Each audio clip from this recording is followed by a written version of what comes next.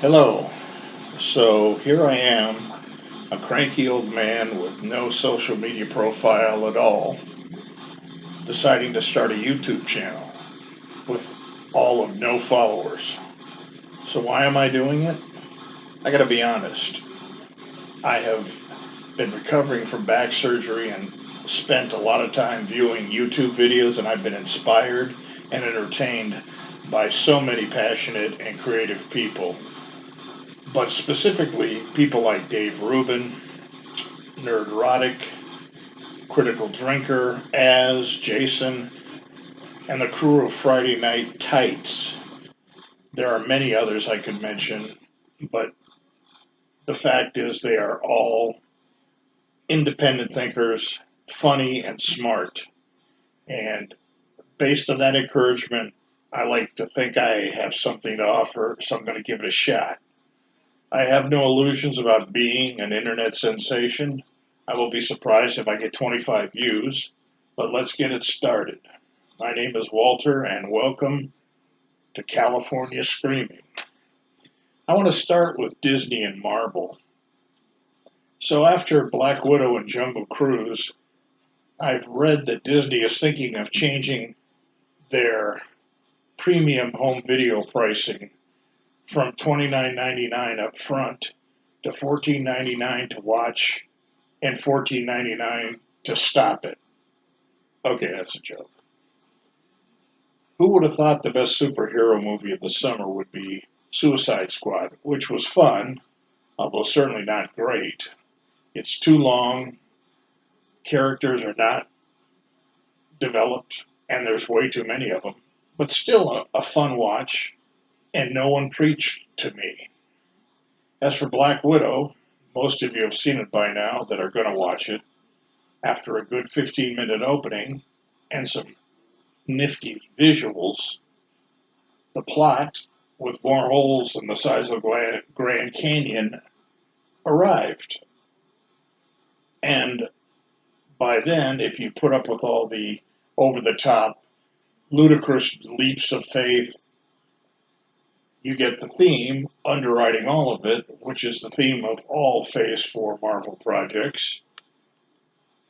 Empower the downtrodden, woke up, and put the men in their places. ScarJo still looks good, but after 15 minutes, the whole thing is a mess. ScarJo should have sued the screenwriters and not Disney, which leads us to the next situation. In September, Shang-Chi and The Legend of the Ten Rings is going to be released. It looks like another exercise in wokeness.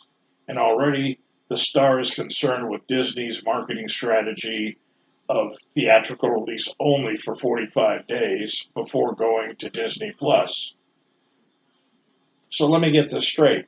You just got ScarJo suing you because you released it in the theaters and at home at the same time, and now the star of your next movie is upset about that not happening. What a country. Anyway, at the premiere last weekend, Simu Liu, and I don't know if I'm pronouncing his name right, but if I am not, I apologize. But here's what he tweeted, and I quote, "We are not an experiment. We are the underdogs, the underestimated. We are their ceiling breakers. We are the celebration of culture and joy that will persevere after an embattled year. We are the surprise. I'm fired the F up to make history on September 3rd. Join us." So at the same screening, Kevin Feige, the president of Marvel, had this to say in response. Lou is not a shy man. I think in that particular tweet you can see, and I think everyone does, a misunderstanding. It was not the intention. The proof is in the movie, and we swing for the fences as we always do. With the amount of creative energy we put in, and the budget, there's no expense spared to bring this origin story. And if my grandmother had wheels, she'd be a wagon. Of course, it's a problem, but one thing going in their favor is when this movie is made available for review, no matter how bad the movie is, the reviews are going to be very good because no critic is going to pan the first Asian Marvel superhero movie. Although I'm old enough to think the first Asian superhero was Bruce Lee. Google him. My prediction, box office will be 30 to 40% less than the Black Widow, and then we will see what Disney does at the intersection of woke and panic. I remember when I first started watching movies and TVs, reading comic books as a kid, I did it for fun. I did it for escapism. I did it to root for people. I did it to understand the value of being a hero, not to have a checklist of sex, race, religion, sexual orientation, etc., etc. I think in the New World Order, the only people going to be underrepresented are conservative men. Okay, I got that off my chest. Now let's talk about California. As you can tell by the name of the channel, that's where I live, and that's what got this going. In case you don't know, California is the home of the highest gas prices on the continental 48, the highest taxes, the largest percentage of homeless people, uh, also the largest population of illegal immigrants. We also supply free driver's licenses for non-citizens. We also supply sanctuary statehood. We also give free health insurance to non-citizens. And we can't even fix the damn roads. And we have the highest gas tax in the country, too. And we also now have no bail. So that in cities like Los Angeles and in San Francisco, you've probably seen stories on the news about people just walking in or riding in on bicycles and stealing up to $950 because that's where the prosecution line ends now. This is not just insane, but it's crazy, if that makes sense. Anyway, this is all thanks to our Governor Gavin Empty Suit Newsom, who has managed to go from over 70% of the vote getting elected down to a recall next month.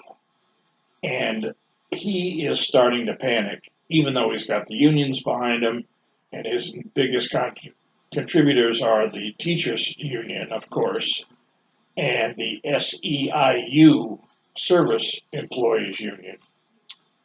I'm getting unsolicited texts. I got two.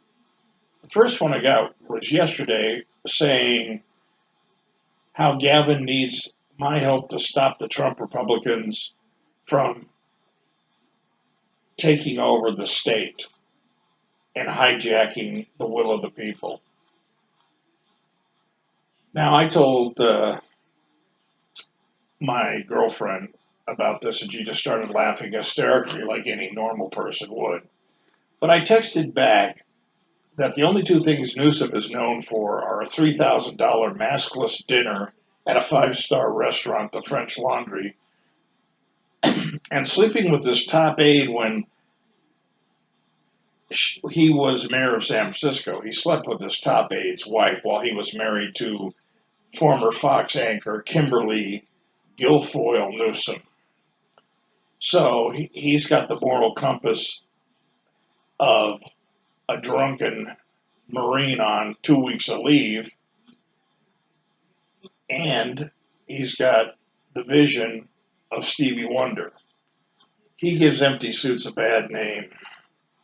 And Gav, buddy, all those Trump Republicans that supposedly are trying to recall you, 2.2 million signed the petition. If we had 2.2 million Trump Republicans in California, it would be a whole different place. Amen. Now, finally, a brief word on Afghanistan. It's fitting that Biden who's been a shill for Amtrak for over 40 years, his number one lobbyist for them. It's fitting that he has created a total train wreck in Afghanistan and seems to think he's done the right thing, which in itself should be scary for anybody that's a resident of the United States. But it reminds me of a joke, and I'm not trying to make light of the situation in Afghanistan, which is horrifying. But there's an old joke about George Washington was famous for saying, "I cannot tell a lie." Richard Nixon was known as the man who couldn't tell the truth. And I'm afraid that Joe Biden is going to go down in history as the man who could not tell the difference. It's scary. But to quote that noted philosopher Forrest Gump, stupid is as stupid does. Anyway, that's it for chapter 1. I have horrible production values because I don't know what the hell I'm doing. And I'm not going to spend any money for equipment because this is not going to be a vanity project for long. If I get people to watch, I'll do more, but my ego is not that bad. Anyway, my name is Walter, and I appreciate you viewing if anybody does. Have a great day. Thank you very much.